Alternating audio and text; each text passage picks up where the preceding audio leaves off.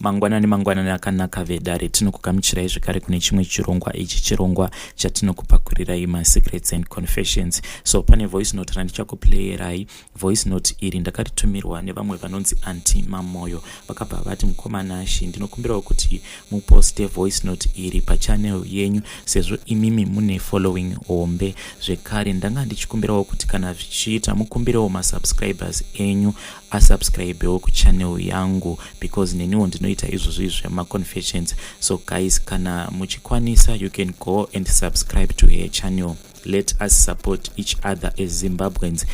Makadiko hama dzangu, ndaitawo chichemo. Ini zita rangu ndinonzi Shesta Magwenzi.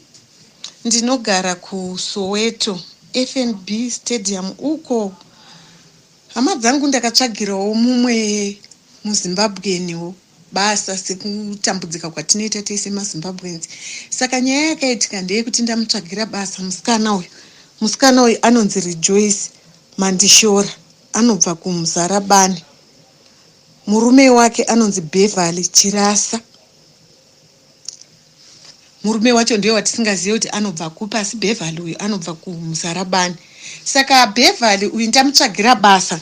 Ndakamutsvagira basa paMurungu, zita remurungu vanonzi Mr. Mavhuka, muvhenda, anobva kuLimpopo. Saka tamutsvagira basa kudaro musikana uyu. Veduwe akaba jumping castle nyowani, machezi evana vekreshi, chikafu chese chevana vekreshi, nemari yaishanda, yaiziva kuti ichashandiswa pane zvinenge zvichidiwa, yakabiwa yese. Akatora zvinhu zvakati wandei. Hama dzangu ndaona moto nemuridzi wekreshi, nekuti ndini ndakatsvagira munhu uyu basa. Ndapota zvangu kune anenge amubata kana kuti achizivawo paari Rejoice uyu, Rejoice Mandishora, achiuya kuzogara kuSoweto. Akabva kunonzi kuMamelodi, ndokwaigara, ndobva auya kuzorojawo achitsvaga basa pandakazomutsvagira pabasa apa. Kunyanya kune vari kuMamelodi, kana muchiziva musikana uyu anonzi Rejoice Mandishora, murume wake anonzi Beverly Chirasha, ndozita rake.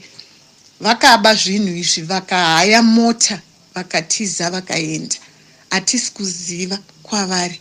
Ndaona moto izvozvi, ndaona moto nemurungu uyu.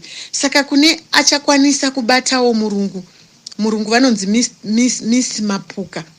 Miss Mapuka namba dzavo i073 000 8000. Ndio namba dzemurungu.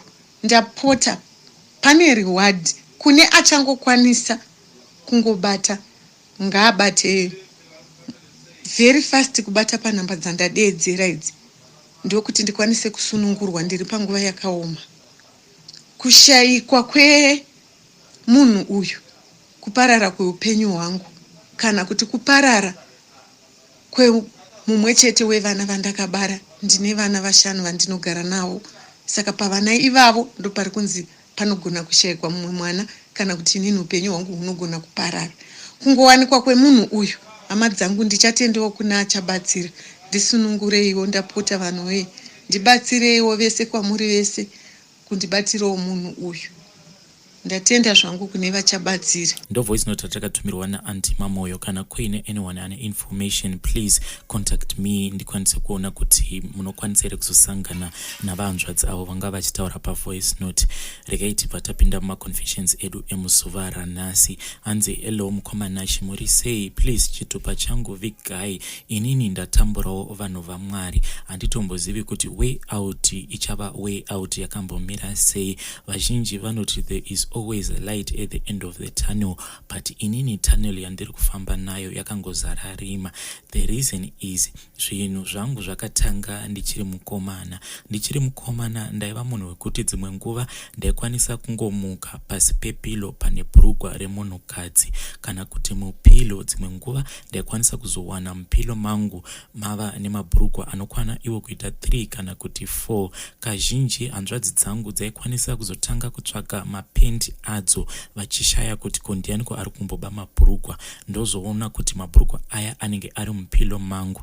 Kuti zvaikonzereswawo nei ndaisatomboziva. Ndati yarukeiwo ndipo pandakazokwanisa kunzwisisa kuti inini ndiri munhu ane mubobobo, nekuti dzimwe nguva ndaikwanisa kuti ndakagara muklasi kana ndikachiva musikana muklasroom imomo ndaikwanisa kutotanga kuita bonde naye, ende iye airakidza kuti anenge achitonzwa kuti ari kuita bonde neumwe munhu. Pane rimwe zuva pandakatomboita bonde nevamwe memo vainge vari student teacher at that time. Ndakangovachiva because vainge vaine nhumbu, saka nhumbu yavo iyoyo ndiyo yandakangochiva ndikabva ndatanga kutoita bonde navo. Face ya teacher ava inongoramba iri mundangariro dzangu. Ininiwo the reason why ichiramba iri mupfungwa dzangu I don't know, but I still remember kuti pandakavaboba vainge vari kumberi kweclass because she was our geography teacher. Pane zvavaitodrowa paboard, saka ndakangotanga kuvachiva because vainge vari vechidiki ende mumusoro vainge vakarukwa madreads, but iri style iya yainzi bob ndiyo style yaipengesa mazuva iwawo. Saka ndakangotanga kuchiva kuti handisati ndamboboba munhu ane pamuviri, ndikabva ndatanga kutosangana navo. Vakabva varegedza zvavaidrowa paboard ndokubva vagara pasi, asi ndakatarisa makumbo avo ndikabva ndaona kuti munhu uyu ari kuzvinzwa kuti ari kutoita bonde. Chinondirwadza ndechekuti mukomanashi teacher ava nhumbu yavo yakazongobva. At that time ndainge ndava a little bit of understanding kuti ndinokwanisa kuita bonde nemunhukadzi iye asingazvizivi kuti ari kuita bonde neni. Neuhwanana hudiki zvaitondinakidza because taikwanisa kuti kana tiri kumasports ndikangotarisa musikana akapfeka kashoti kadiki diki ndaibva ndatonzwa kuti uyu rekai ndimboita bonde naye, ndobva ndatotanga hangu kuita bonde naye. Mukomanashi nawo nyaya yavapo ndeyekuti ndine mubobobo uye mumba mangu mazara mapenzi evakadzi vese vandiri kurara navo nenzira iyi. Inini ndiri murume ane makore 47 years, handisati ndamboroora mukomanashi. Kubva muujaya hwangu kusvika muzuva ranhasi handisati ndakwanisa kuti ndimbonzi ndakapindawo muimba yemukati nemunhukadzi. Changu chete ndechekuti ndinokosangana nevakadzi nenzira idzodzi kana kuita zviya zvavanoti chimhandara maoko. Ndinorwadziwa mukomanashi because I wish to have a child of my own, ende shungu dzekunzi ndiitewo mukadzi ndinadzo, asi dambudziko rangu nderekuti kana ndikapfimba mukadzi anondiramba, ndinosemewa nevanhukadzi. So out of revenge mukadzi iyeye ndinobva ndamudzokera, ndobva ndaita bonde naye either usiku kana kuti nguva ipi zvayo. Inini wangu mubobobo haumiriri kuti kunze kutange kwavira. Masikati chaiwo ndinokwanisa kungokaruka ndatorara, then ndobva ndatobuda mubhodhi mangu ndotanga kutofamba semafambiro anongoita any normal human being, ndotoenda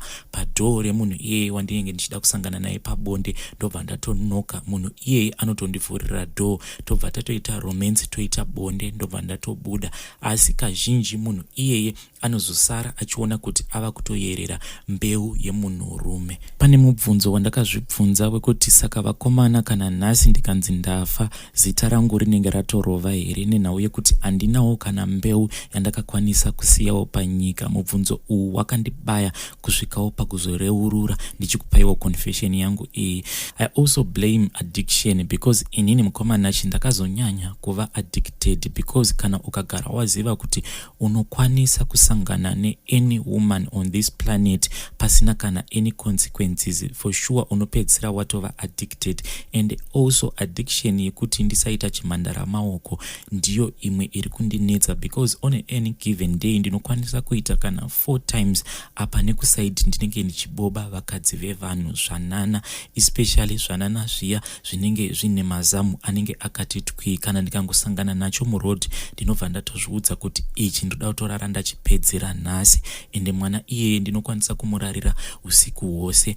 Now the consequences are now catching up with me, because zvimwe zvacho ndizvo zviri kukonzeresa kuti ndisakwanisa kumisa wangu musha, ndisakwanisa kuitawo mukadzi.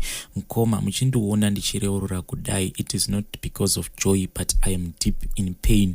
Zvinhu izvi hazvichambondinakidzi zvachose. When I was still 20 years old, inini ndainge ndiri munhu aitozivikanwa munharaunda kuti ngoma chaiyo ndaigona kuiridza. Saka taiti kana tikaenda kurufu zviya ndaivachinjanisa vakadzi, kunyanya vaya vanenge vachiimba vachitamba, but kutamba kwavanenge vachiita vanenge vachitamba vakakotama. Pavaitamba vakakotama kudaro, inini ndaibva ndaita sekunge munhu asvikirwa. Ndairidza ngoma zvekuti vanhu vese vaita kujamba, kutokanganwa kuti pano tiri pamariro. Apa ndaibva ndasimudzira rwombo rwuya rwekuti zunza mazakwatira. Ndobva ndati umwe neumwe ngaasimudzire. Ndipo paibva pabuda vakadzi vaya shavi rekutamba. Inini apa ndinenge nditori pabasa. Mukomanashi, I had my fun, but now I am 47 years old. Handichadi mabasa awa, ndiri kudawo wangu musha, but dambudziko ndiroro rekuti kana kuri kunzi ndikangopfimba mukadzi, kunyangwe mukadzi anenge ari desperate sei, ndichipfimba munhu iyeye ndinobva ndanzwa nhengo yangu ichitosimuka. Mweya uya wekutoda kumuboba unobva watongopinda mandiri, ende kuti ndizozvikontrola ndinobva ndatotadza. Sometimes ndinokwanisa kutoboba munhu ndichifamba naye, ndikangopedza kumuboba handizombonzwi kana hanya naye. Kunyangwe akazondipa phone number dzake ndinobva ndangodelita. Ndo message yatakatumirwa namukoma vedu ava vedu messages acho kana achida kupinda anongopinda akangotevedzana. Inzwaiwo message iyi yandakatumirwa nomwe muteereri. Hanzi hello Mukomanashi, inini I am one of your biggest fan on YouTube. I always listen to each and every episode, but pane kamwe kakutaura kaunoita kanondibowa. So always why uchiita sekunge unoshoropodza vanhu vakaromba. Hakusi kunzi kuromba chinhu chakashata, vamwe tinorombeswa nekuda situation. So don't try to go on the public platform uchiaccuse kuti vakaromba ndivo vari kukonzeresa kuti mumadzinza mutamburwe. Umwe neumwe ane zvake zvinomutambudza. Kunyange wakatoromba kudaro unenge uine zvako zvinokutambudza, but that doesn't give you the right yekuti you can go around being a cry baby. Inini ndiri murume ende ndakatoroora. Ndinogara ndichingonzwa vanhu vachiti kana wakaromba ende kuromba kwakashata. Zvinhu izvi zvaingovako kubva nguva yemadzitateguru edu, asi zvinongoda kuitwa nemwero kwayo. Kuromba chaiko kwaitorombwa mumadzinza umo. Hakuna dzinza risina urombwa. Kunyangwe machiefs nemadzimambo vaitoromba vachida kusimbisa umambo hwavo. I always hear maconfessions aunoposta vanhu vachitaura kuti mudzinza medu makarombwa ndosaka tiine munyama. No, uroyi neurombwa zvinhu zvakatosiyana. Saka vana haidhi vako kana vachikupa nyaya dzavo ngavalene kudifaina kuti urombwa neuroyi chii. Isusu kwedu tinotoverengana kuti ningi naningi akaromba mudzinza, but hatina kana zuva ratinoziva kuti ningi akambochekeresa mwana wemunhu kana kuchekeresa hama. Izvo zvamunotaura kwandiri, it is just nonsense. Take me for instance, ndakatoromba ende ndine Tsvina Yevana Vacheche yandinoshandisa muurombwa wangu iwowo. Mukadzi wangu anotozviziva kuti baba vakaromba. Without saying much, ndine nguva yekuti ndinofanira kumboita time yekuti ndinenge ndichidya Tsvina Yevana Vacheche. Ndidzowo mhiko dzangu. Ndikasangotyora mhiko dzangu idzodzo, upfumi hwedu unongoramba huri mudzinza without any problem. Saka I don't see kuti chinhu chakaipa ichocho chekuti ndinokwanisa kushandisa zvinhu zvangu zvisingadeuri ropa. Isusu madzsekuru edu vaitovawo mutransport industry, vaiva nemabhazi mhando iya yema-AVM bhazi, but hapana patakambonzwa history yekuti mabhazi ana sekuru vedu akakonzeresa maaccident kana kuchekeresa vanhu.